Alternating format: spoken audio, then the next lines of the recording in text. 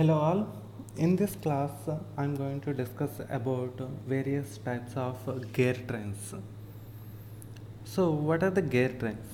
Normally, we will use the gear trains to transmit the motion from one shaft to another shaft. We are having different types of gear trains. The first one is simple gear train. This one is the simple gear train. In simple gear train, on each shaft we are having only one gear. So, this is shaft 1. For the shaft 1, we are having one gear. For the shaft 2, we are having one gear. For the shaft 3, we are having one gear. Similarly, for shaft 4 and 5 also, we are having only one gears.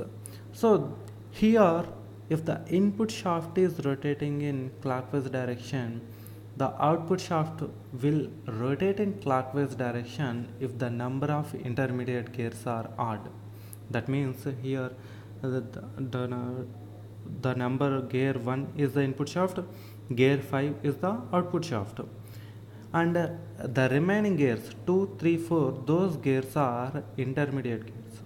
If those intermediate gears are odd, then input gear and output gear will move in the same direction.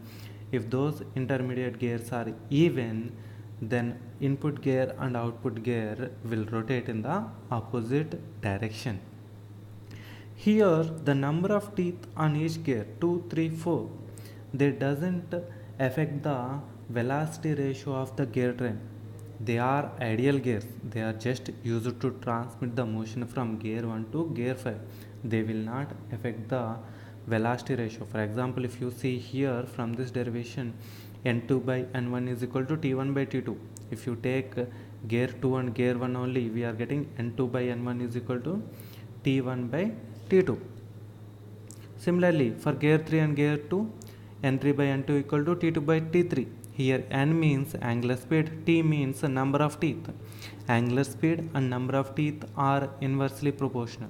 So if you multiply all these four equations on the right hand side and the left hand side, we are left with n6 n5 by n1 is equal to t1 by t5.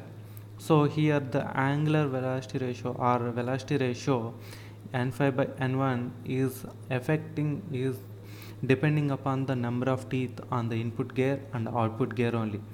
The velocity ratio is not depending upon the intermediate gears, and those gears are called ideal gears. This is all about simple gear train. The next one is compound gear train. In compound gear train, at least on the one intermediate shaft, we are having more than one gears. For example, if you see here on the gear on this shaft we are having two gears. One is gear 2 and another one is gear 3. Gear 2 is in mate with gear 1 and gear 3 is in mate with gear 4. Similarly, on the shaft 5 we are having two gears. One is gear 4 and another one is gear 5. Gear 4 is in contact with gear 3 and gear 5 is in contact with gear 6. So these type of gear trains are called compound gear trains. In compound gear trains, the velocity ratio is very high and the velocity ratio will be depending upon the intermediate gears also.